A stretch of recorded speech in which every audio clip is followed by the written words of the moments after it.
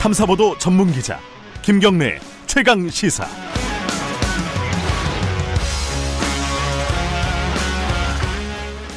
김경래 최강 시사 2부 시작하겠습니다. 2부에서는요. 최근 장관 개각 인사 관련된 얘기를 좀 나눠보겠습니다. 두 명의 장관 후보자가 낙마를 했죠. 그리고 야당은 김현철, 박영선 두 장관 후보자에 대해서는 청문 보고서 채택을 거부하고 있습니다. 그리고 제일 중요한 거는 청와대 인사검증 라인에 대한 책임을 묻고 있죠. 야당은. 이 부분에 대해서 청와대는 그럴 계획이 없다라고 선을 긋고 있고요. 관련된 얘기 오늘은 자유한국당 연결해서 입장 들어보겠습니다. 이만희 원내대변인 연결돼 있습니다. 안녕하세요. 예, 안녕하십니까. 이만희 의원입니다. 네, 지금 두 명, 김현철, 박영선 후보자 제외한 세 명에 대해서는 원래 이제 청문 보고서 채택 안 될 줄 알았는데 됐더라고요. 이거 어떻게 봐야 되는 거죠? 아직 된 건 아니고요. 그러니까 하기로 했잖아요. 합의를 하기로 했는데 네. 이게 조금 이렇게 설명이 좀 필요할 것 같습니다. 예. 이게 이제 우리 인사청문회를 하고 야당이나 뭐 정치적 의견을 이렇게 발표하는 그 방식들이 네. 한 4가지 정도가 있습니다. 네. 가장 이제 부적격하다, 이 부분 도저히 안 되겠다고 이제 판단했을 때는 보통 지명 철회나 자진 사퇴를 요구를 하고요. 예. 그 다음 단계에서는 보고서 자체를 불채택하는 경우가 있습니다. 네. 그 다음에 이제 세 번째, 네 번째는 보고서는 채택은 하지만 그 후보자가 부적격이다, 적격이다 이런 의사 표시를 하는 경우가 있고요. 네. 이번에 우리 한국당은 7명의 장관 후보자 전원이 장관직 수행에는 좀 부적격한 사람들로 네. 이렇게 판명을 한 그렇게 지금 가지고 있는 거고요. 예. 그리고 지금 저희들은 뭐 2명의 후보는 이미 자진 사퇴나 지명 철회를 했지만은 박영선 그리고 김현철 후보자들에 대해서는 우리가 계속해서 지명 철회, 자진 사퇴를 좀 요구하고 있는 입장입니다. 예. 왜 그렇게 판단하는 이유 중에 한 가지는 그 이유를 듣고 싶어요. 예. 기본적으로 저희들 제일 문제가 있다고 판단한 후보자들은 사실은 박영선, 김현철 후보자였는데 네. 청와대에서는 조동호, 최종호 두 분의 후보자만 일단 사퇴를 시킨 것은 일종의 그 코드 인사를 지키기 위한 비코드 인사들에 대한 낙마를 추진한 게 아니냐. 이렇게 저희들 일단은 보고 있는 거고요. 그럼에도 불구하고 3명 후보자들에 대해서 보고서 채택에는 일단 협조하기로 한 이유는 만약에 우리가 7명 모두에 대한 사퇴를 요구를 한다든지 보고서를 불채택하게 되면은 국민들이 느끼시기에 야당의 또 무리한 어떤 정권에 대한 발목 잡기가 아니냐는 시각으로도 비춰질 수가 있고 또 사실상 장관에 대한 이 청문회가 무산이 되면은 그 공백 기간이 상당히 길어집니다. 한 달 이상씩. 그렇게 따른 국정 운영의 차질도 좀 저희들 불가피한 점이 있지 않느냐는 점에서 그래도 비교적 저희들 국민의 눈높이에는 맞지 않지만은 그래도 문성혁, 박양우, 진영 이 세 후보자에 대해서는 보고서 채택에는 협조하기로 그렇게 방침을 정한 걸로 알고 있습니다. 그 김현철, 박영선 후보자에 대해서 조금 더 여쭤보면요. 지금 방금 이제 코드 인사라고 하셨지 않습니까? 근데 이제 사실 그 정부 입장에서는 이제 코드 인사라는 게 불가피할 수도 있는 거 아닙니까? 이게 실제로 두 명은 안 된다라고 얘기한 구체적인 이유가 뭔지를 좀 설명을 해주세요. 먼저 박영선 후보부터 제가 말씀을 드리겠습니다. 박영선 후보자 같은 경우에는 사실 전문성에도 문제가 있지만은 청문회 이전부터 여러 가지 납세 문제, 또 장남의 이중국적의 문제, 또 다들 알겠지만은 평창 올림픽의 패딩 관련 논란 이런 거에 대한 등등의 여러 가지 논란이 있었습니다. 그리고 많이 알려지지는 않았는데 사실은요.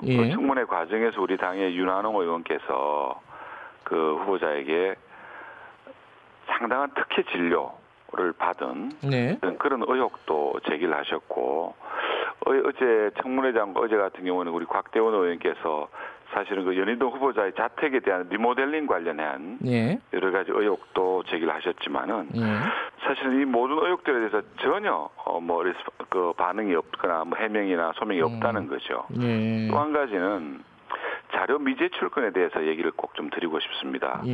사실은 후보자의 도덕성 검증이나 이런 것 여러 가지 특혜 내용과 관련해 가지고 이런 자료들이 반드시 필요한데 후보자께서 의원 시절에 인사청문회에 나오셔가지고는 예.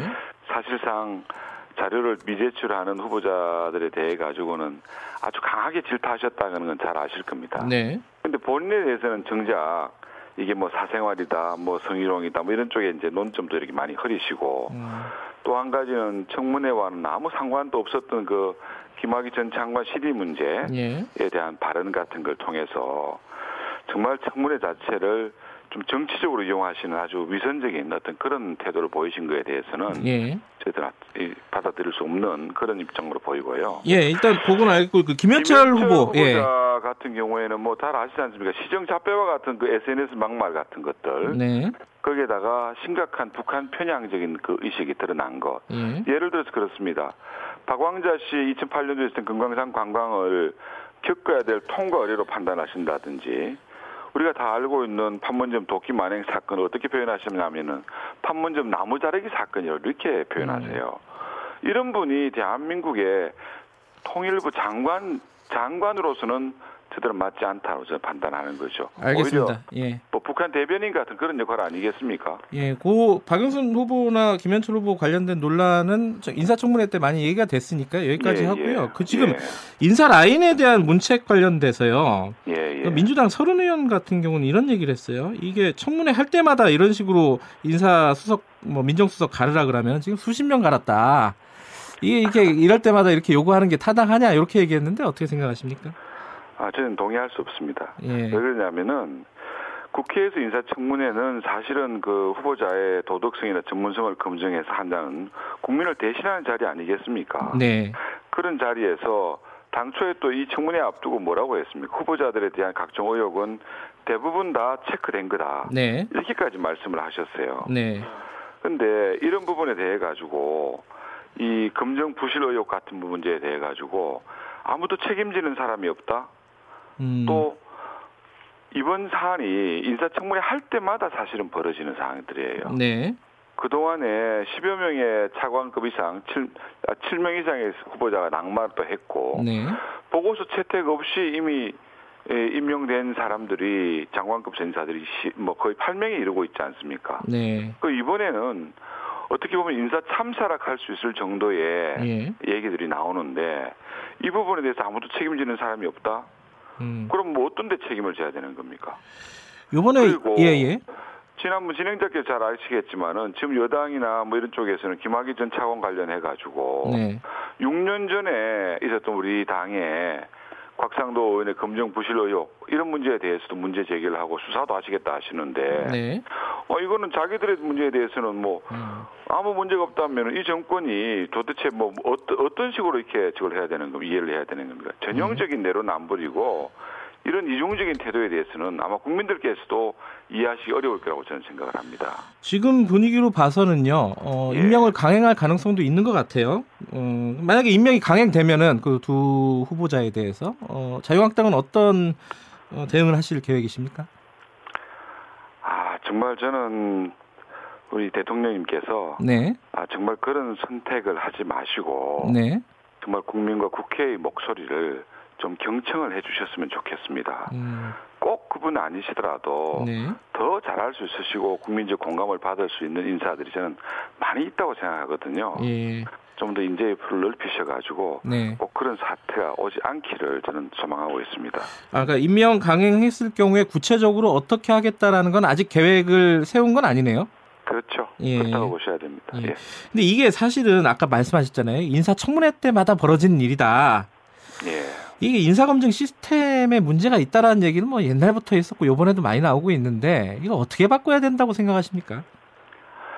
현재 인사청문회 제도는 청문 과정에서 여러 문제 제기가 있어도 보고서 채택에 관계없이 대통령님께서 임명하시면 그냥 그대로 가는 겁니다. 그러니까 검증하시는 분이나 그 후보자들께서도 청문회 날 당일 하루만 버티면 된다는 그런 인식이 아니한 인식이 팽배할 수밖에 없는 그런 시스템이에요.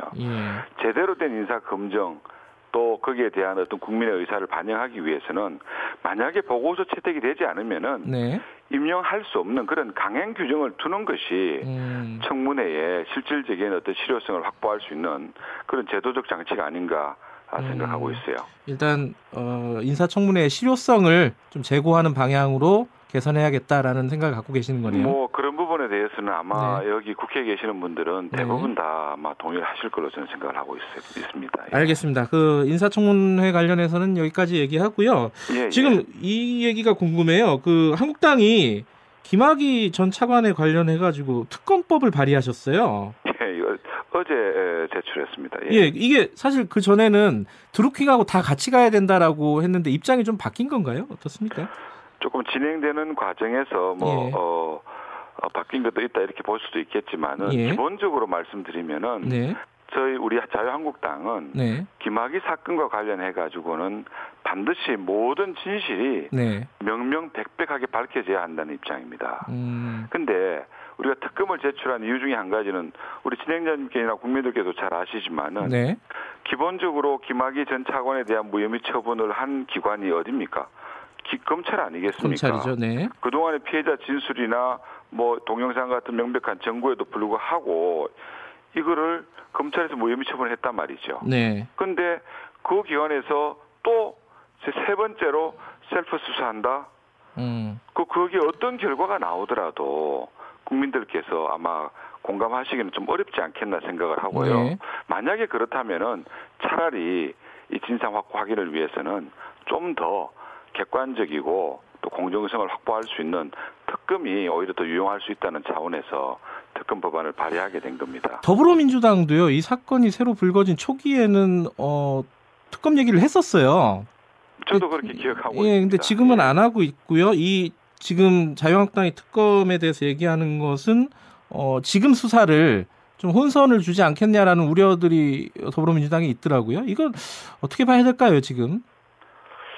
저는 이제 이 사안의 어떤 그 김학의 사건의 어떤 발단부터 시작해서 쭉 진행되어 오는 과정을 보면은 굉장히 이 정치적인 의도가 담겨져 있다 하는 생각을 버릴 수가 없었습니다. 최초에 우리 진행자님께서도 말씀하셨지만은 초기 단계에서는 여당에서도 먼저 특검 얘기를 꺼냈었어요. 근데 지금은 오히려 검찰 수사를 지켜보자 하는 입장인데 검찰 수사가 진행되는 과정에서 특검은 얼마든지 발휘될 수 있는 겁니다. 근데 너무나 이게 상식적인 이 특검의 주장은 너무나 상식적인 거라고 저는 생각을 하고요. 어떤 측면에서는 만약 이 여당에서 이 특검 주장을 받아들이지 못한다 이런다면은 그 자체가 어떤 사안의 진상 규명보다는 오히려 우리 자유한국당의 대표나 또 의원들에 대한 흠집내기용 같은 그런 어떤 정치적 의도, 정략적 의도에서 시작된 것이 아닌가 하는 그런 것을 버릴 수는 없는 그런 생각입니다. 자유한국당 입장에서는 특검을 해가지고 검찰 당시 수사 라인에 있던 검찰도 그렇지만은 지금 곽상도 의원이나 이런 분들이 이제 그 지휘 라인에 있지 않았습니까? 그런 부분까지 다 특검이 수사를 해야 된다 이렇게 보시는 거예요? 저는 그렇게 생각합니다. 왜 그러냐면은 이번 과거사 진상규명위원회에서 내놓은 사안을 한번 보십시오.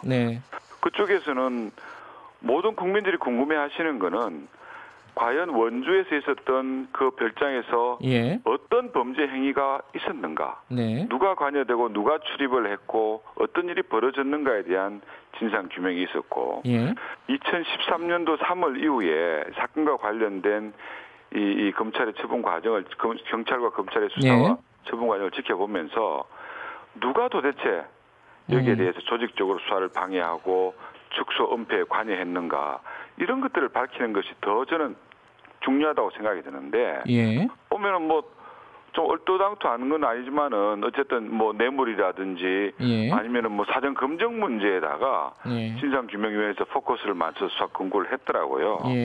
이런 부분들은 뭔가 다른 의도가 있다는 생각을 가질 수밖에 없고 저는 이번 기회를 통해 가지고 반드시 이 그때 당시에 벌어졌던 범죄 행위들 그 축소 은폐 과정에서 과연 누구한테 책임이 있는 것인지 누가 관여된 것인지를 밝혀서 국민들 앞에 설명을 해야 될 사항이라고 근데 그렇게 생각합니다. 가다 보면은 조사 대상에 황교안 대표도 포함될 수 있지 않겠습니까? 그거는 지켜봐야죠. 그분들하고 사실은 그 차관하고 같이 있었던 상황은 사실 일주일 정도밖에 되지 않지 않습니까? 그리고 사실상 그때 당시에 그 수사 라인을 지휘했던 라인들은 전에 있었던 그 최동욱 전 검찰총장 라인들이지 않습니까? 그런 거죠. 어쨌든 그건 지켜보면서도 포함될 수도 있다 이런 입장이시네요. 틈도 지켜봐야 되겠죠. 예. 알겠습니다. 오늘 말씀 여기까지 듣겠습니다. 고맙습니다. 예, 감사합니다. 자유한국당 이만희 원내 대변인이었습니다.